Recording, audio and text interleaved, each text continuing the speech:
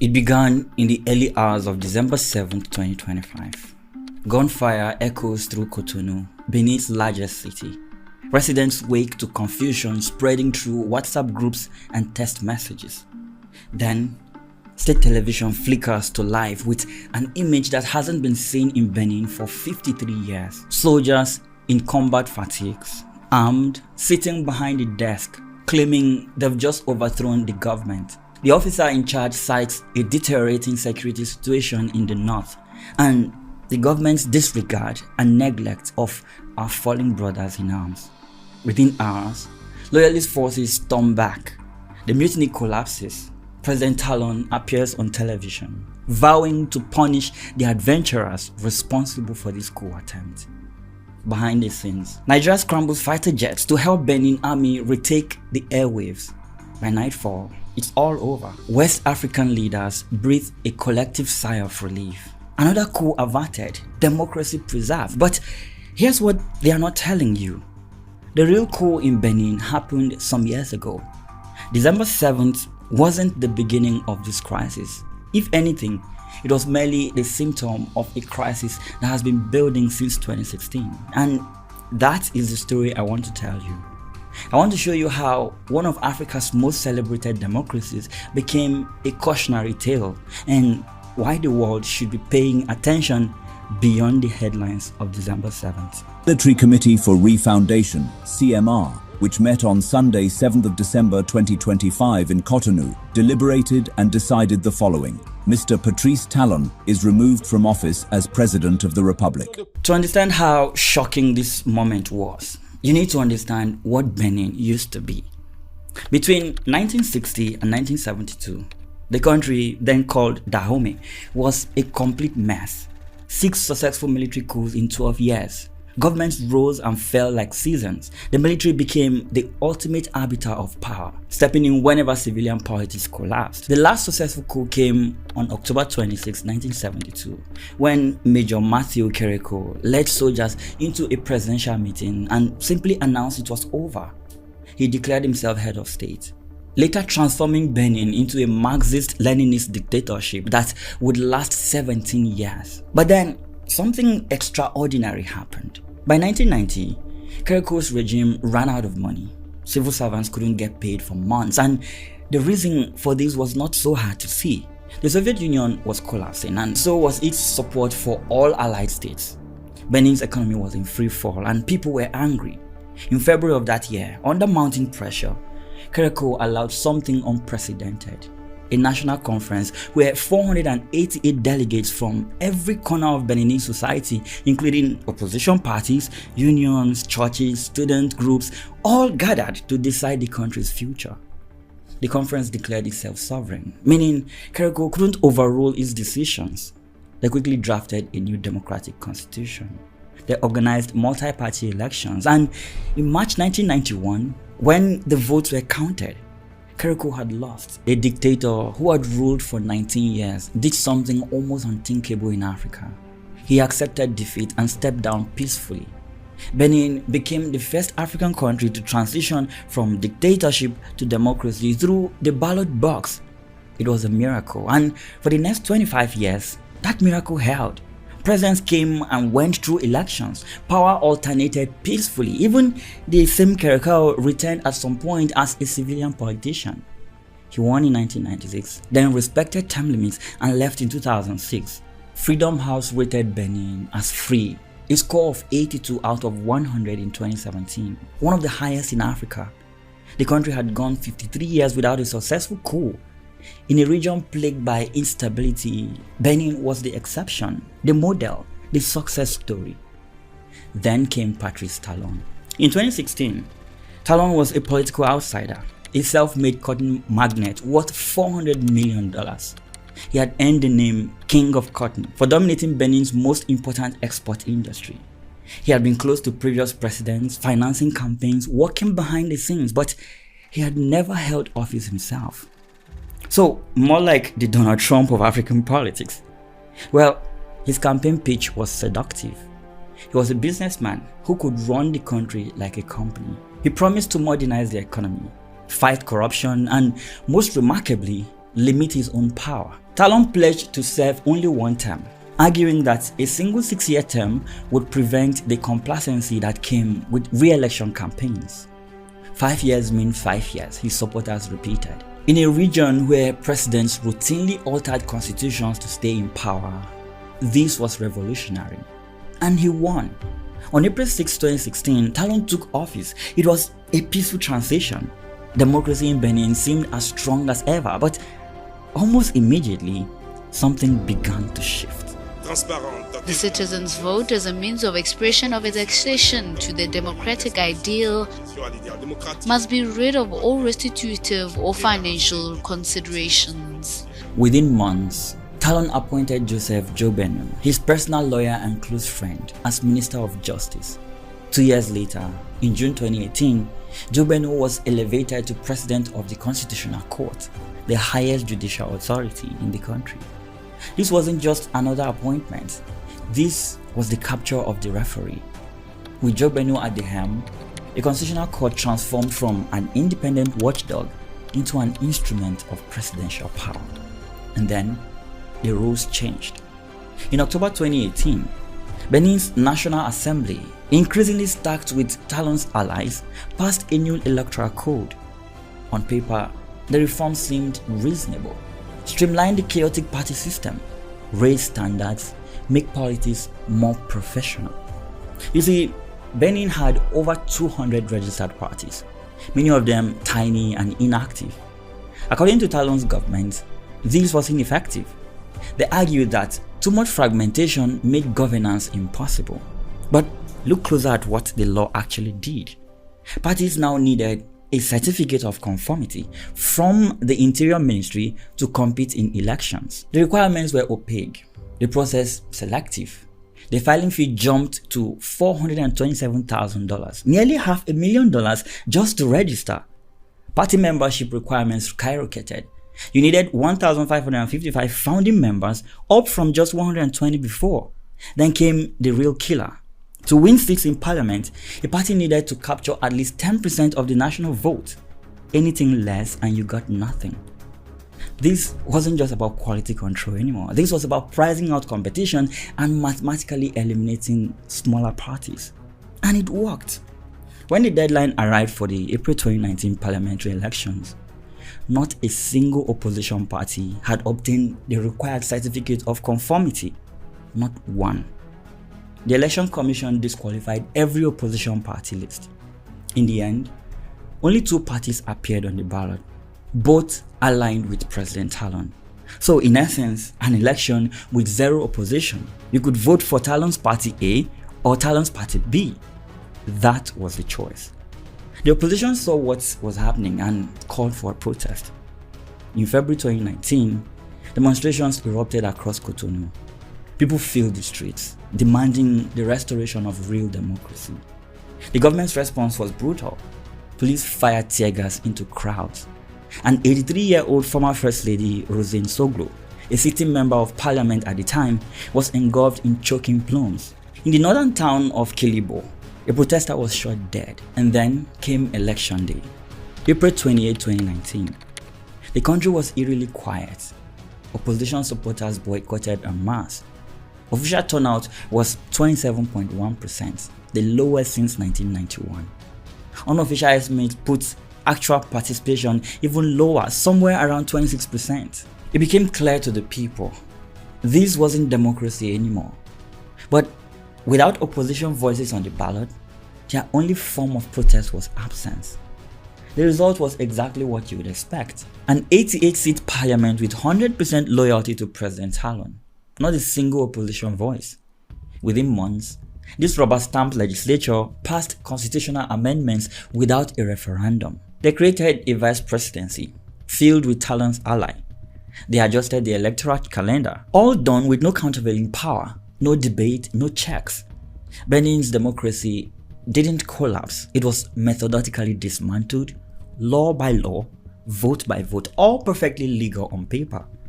That same year, Freedom House downgraded Benin from free to partly free. The poster child for African democracy had finally fallen, but Talon wasn't done. The 2019 parliamentary purge was just the beginning. To truly consolidate power, he needed to control not just who could run, but who could win the presidency. In 2019, a new rule was introduced. Any presidential candidate needed to be sponsored by at least 10% of the country's national deputies and mayors. In practice, that meant securing around 16 endorsements from the 109 members of parliament and 77 communal mayors. Now, here's the problem with that. After the 2019 elections, nearly all of those officials were loyal to Talon. The opposition had been systematically locked out of local and national government. So, when the 2021 presidential election approached, opposition candidates faced an impossible task: get endorsement from the very people who wanted them gone. The results were predictable and devastating. Rekia Madogo, a charismatic former minister running on the opposition ticket, was arrested in March 2021. And the charge, plotting to disrupt the election. There was virtually no evidence presented. Within months, she was tried by a special court, the Court for the Repression of Economic Crimes and Terrorism, whose judges were handpicked by presidential decree, and she was sentenced to 20 years in prison for, quote, terrorism. And then there's Professor Joel Ivo, a constitutional scholar who dared criticize the regime and attempted to run for president. He was arrested days after the vote. He received 10 years for alleged money laundering and plotting against the state. Between March and April 2021, over 100 opposition politicians and activists were detained. On April 11, 2021, the presidential election proceeded as scheduled. Only two relatively unknown candidates were allowed to stand against Talon. Men with no national profile, no serious campaigns, no chance of winning. Major opposition parties called for a boycott again. In many towns, especially in the south where opposition support ran strong, polling stations sat nearly empty. Official turnout was reported at 50%. Domestic observers estimated the real figure at 26%. Roughly 1 in 4 eligible voters actually participated in this election. Despite this historic low, President Talon was declared the winner with 86% of the vote. International observers like African Union and ECOWAS, as usual, praised the calm and orderly conduct of the election. But here's the thing: calm isn't the same as fair. The outcome had been determined months earlier, when serious competitors were systematically barred or imprisoned. In the days before the vote, protesters tried to block roads in Parakou and Save. They burned tires, demanding real democracy. Security forces opened fire. At least 5 people were killed. When asked about the unrest, a government spokesperson dismissed it as a totally pointless cause. Patrice Talon had been re-elected, and in doing so, he had completed the transformation of Benin from a multi-party democracy to an electoral autocracy. Elections happened on schedule. The constitution was technically followed, but competition, the essential ingredient of democracy, had been extinguished.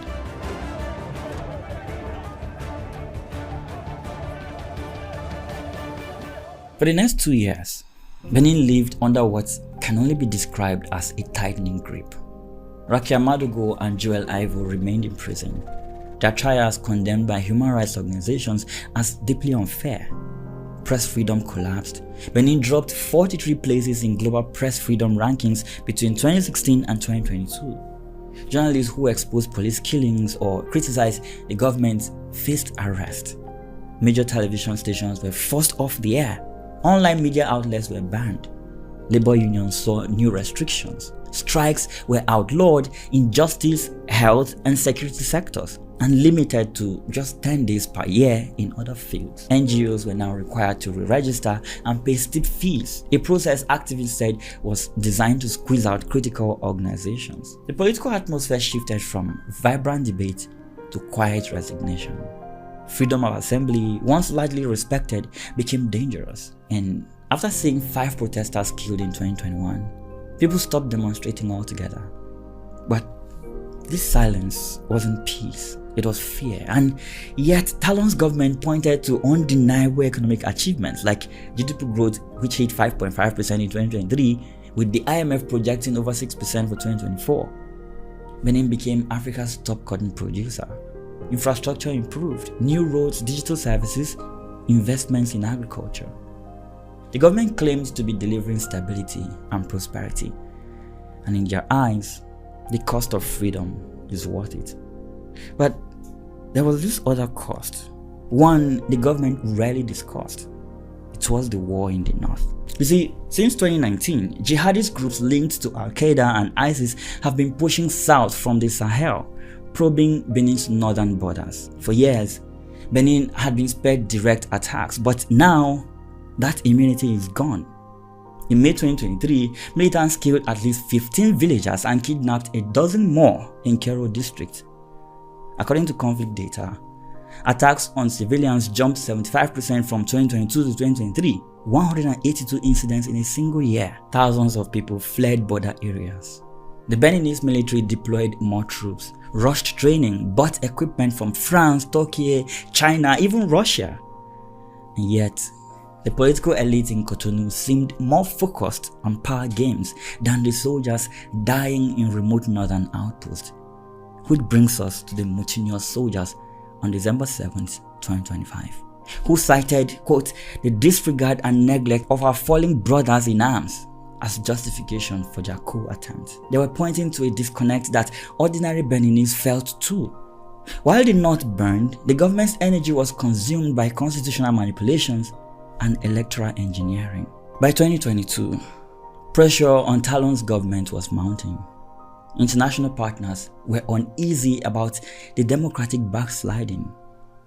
In June 2022, the regime made what appeared to be a concession. Dozens of low-level political detainees were released from jail. Then came another surprise.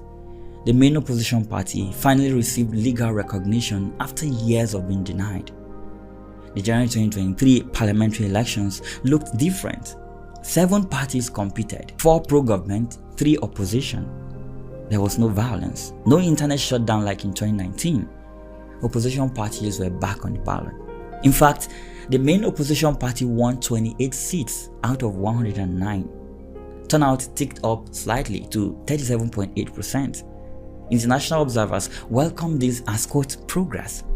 Even Freedom House improved Benin's score slightly. It looked like an opening, a return to competitive politics. But look at the numbers more carefully. The ruling party still held 81 seats, more than the 2/3 supermajority needed to amend the constitution unilaterally. The opposition's 28 seats gave them a voice in parliament, but not power. They could question ministers, debate bills, but they couldn't block anything. This was the calculation. Allow token opposition for legitimacy, but keep real power unchanged. It was a masterclass in managed democracy, and it set the stage for what came next. I think we are definitely leaving behind the dark pages of our political history. The election was approached with enthusiasm and no boycott. July 2025. Talon made an announcement that surprised many. He firmly rejected calls for a 3rd term. Quote, Benin is greater than all of us. His spokesperson quoted him saying he would step down in 2026, allowing someone else to lead. The praise was immediate. Here was an African leader respecting term limits in a region where presidents routinely overstayed their welcome. Talon was being held up as a statesman, a proof that democracy in Benin would somehow survive. But watch what happened next. In October 2025, the ruling coalition announced their chosen successor, Romuald Wadangi, Talon's finance minister, the man who had overseen the economic growth the government loved to tout. This was fair game. Then the main opposition party put forward their own candidate, Reynold Abojo. But when the sponsorship endorsements were counted, Abojo had failed to secure the required 16 endorsements from MPs and mayors. The Constitutional Court, every single member appointed by Talon's parliamentary majority, upheld the disqualification on October 28, 2025. The top opposition party had been barred from the 2026 presidential election, not by voters, not even by their own shortcomings, but by a technicality in a system rigged to exclude them. On October 24th, Talon and opposition leader Boni Yayi held a rare one-on-one meeting at the presidential palace, an attempt to defuse the mounting crisis. Outside, opposition activists were furious, calling the upcoming election a sham. But nothing changed. The exclusion stood. Then 3 weeks later came the final move. On November 14, 2025, the National Assembly voted 90-19 to pass sweeping constitutional changes. The vote split exactly along party lines. Ruling coalition versus opposition. They extended the presidential term from 5 years to 7. The change wouldn't apply to Talon himself, but it would apply to whoever won in 2026, meaning they would rule until 2033. And there was more. There was the creation of a new Senate with 25 to 30 members that would include all former heads of state as lifetime members. Now, hold on, let me translate that for you. It means when President Talon leaves office in 2026, he would automatically get a seat in this powerful new chamber, possibly as his president, giving him influence over Benin's governance for decades to come. This man seems to be making himself president for life, just with a different title this time. No referendum, no public consultation, just a constitutional overhaul rammed through by a supermajority that had already excluded the real opposition from competing. This was a trap.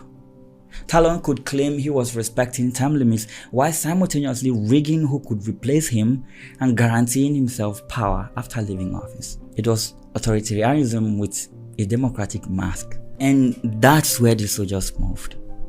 On December 7, 2025, mutinous troops seized state television. They cited a deteriorating security situation in the north and the neglect of falling soldiers. Within hours, the coup attempt failed. Talon crushed it. Nigeria sent fighter jets. ECOWAS deployed troops to Benin, an unprecedented move for what was supposed to be the region's stable democracy. But here's what everyone missed. This attempted coup wasn't the crisis, it was the alarm bell. It was the system cracking under the weight of its own contradictions. You can't claim to deliver stability while crushing all dissent. You can't run sham elections and expect people to believe the facade forever. You can't imprison opposition leaders, silence journalists, bar parties from ballots, and think there will be no consequences. December 7th was crushed not because the people are in support of the government, but because the real coup happened years earlier. And that is the story.